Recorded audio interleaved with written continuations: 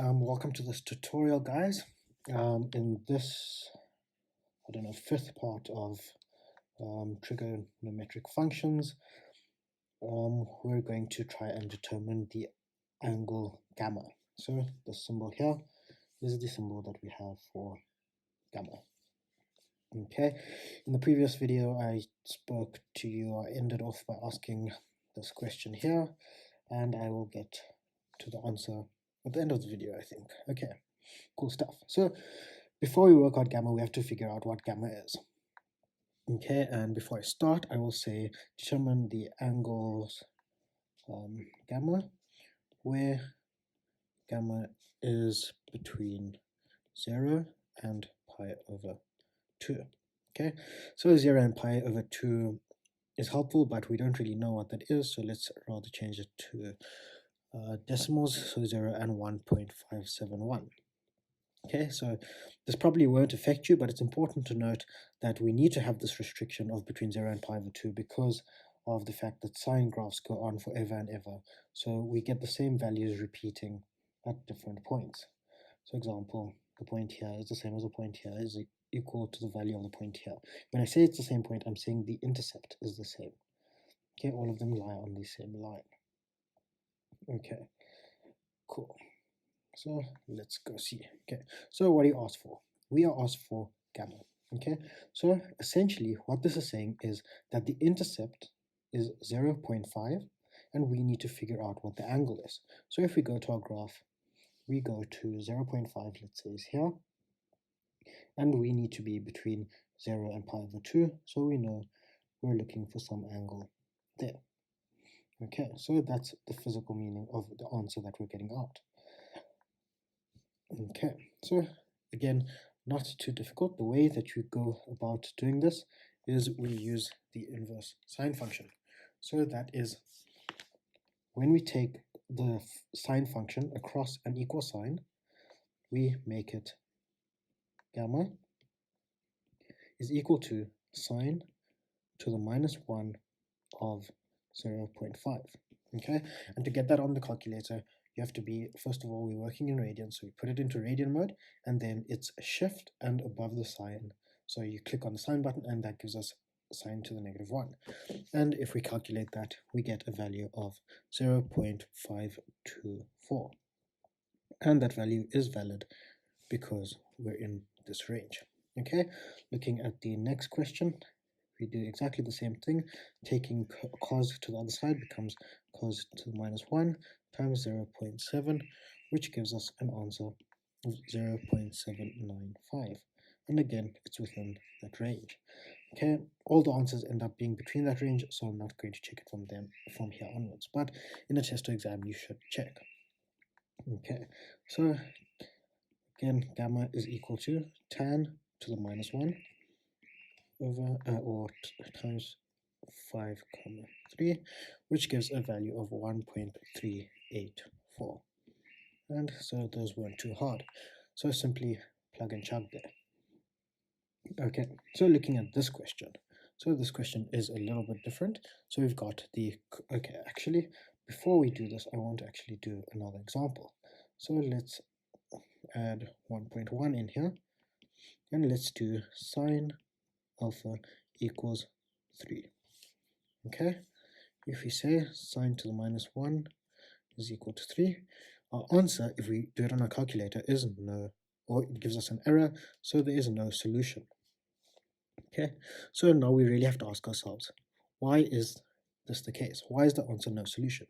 So let's think about this. We want a value of 3, so we want a y-intercept of positive 3. If we look at our sine graph, the maximum value it can ever get to is 1. So at a point of, let's say up here somewhere, there's a point of 3, you can see the graph will never touch this line. And so it makes sense that there is no solution. Okay, cool. So I just wanted to also make that point clear.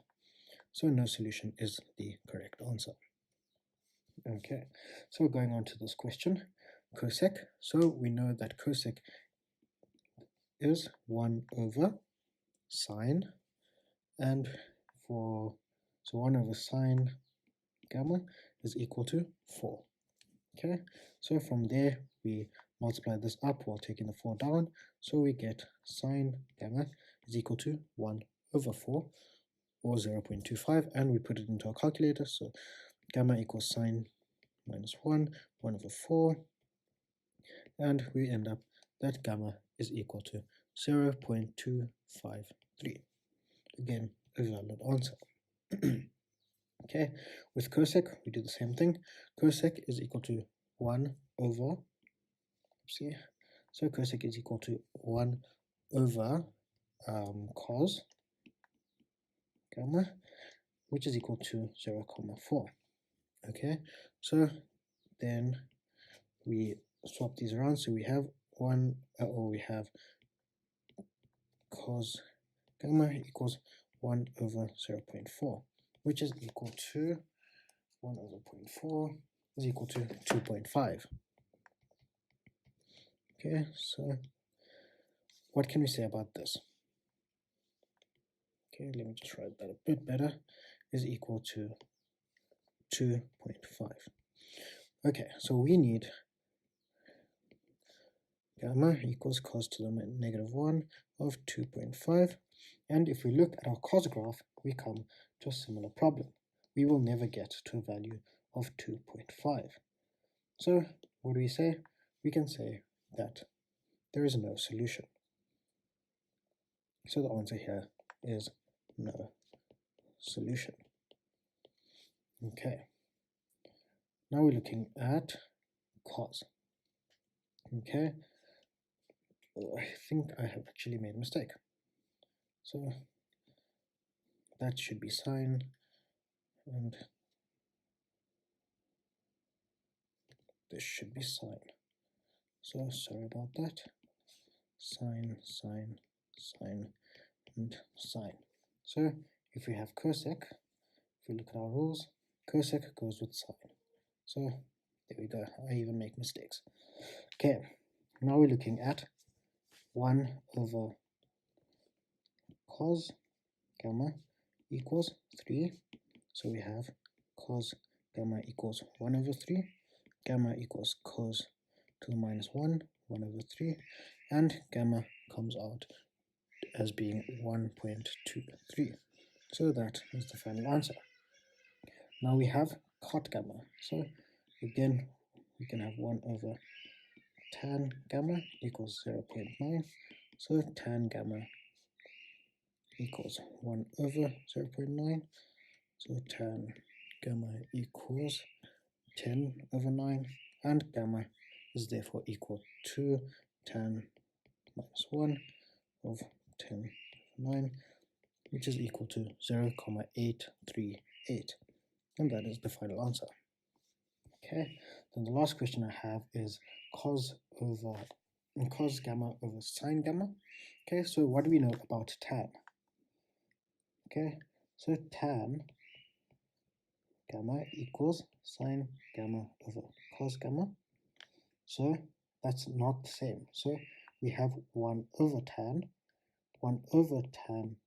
gamma equals 1 over sine gamma over cos gamma, which is equal to cos gamma over sine gamma, which is what we have. So we have 1 over tan, which is cot gamma. So this we can say is cot gamma equals to 8.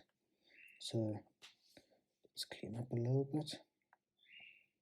Cot gamma is equal to 1 over 8. So 1 over tan gamma is equal to 8.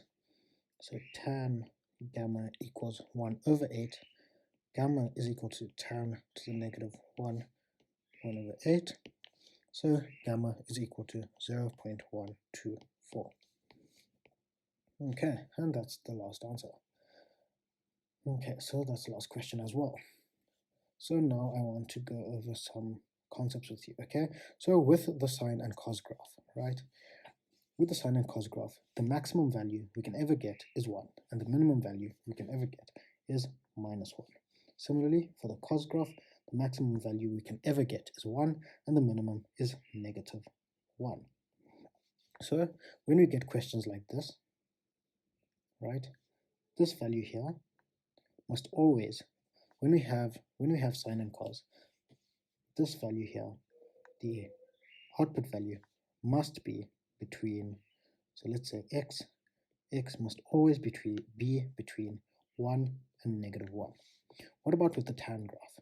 If you look at the tan graph, we go from positive infinity all the way to negative infinity. So the output when we're looking at tan can be any number. So when we have tan, let's say y can be, and these are equal to, y goes from negative infinity to infinity. Okay, that's something important to note. Okay, while we're here, let's just get this done as well. So we had tan theta is equal to y over x. So we can also say that cot theta is equal to cos theta over sine theta, which is equal to x over y. Okay, so these should be fairly familiar to you at this point. If they're not, then just go and learn them, learn why they come out this way and what they look like. Similarly, let's do sine, or let's do cos and sec theta, and cosec theta is equal to, so it's 1 over sine theta, so that's going to be r over y, and r over x. Okay, so the most important ones I would say are these three, and from these three we can end up with this one, and this one. Okay, so now let's go and answer this question. Okay, so sine theta to the -1, the output of this gives us the y-intercept. Okay, the output of this is sine theta, or not theta, theta to the -1 is 1 over theta. Okay, and so that is not equal to sine. These two are not equal.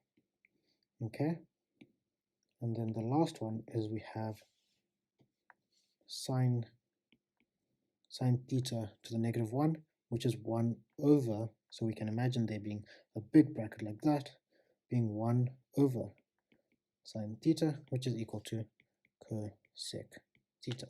So obviously these three things are not equal. Okay, so I hope this video helped. Yeah, and thanks for watching.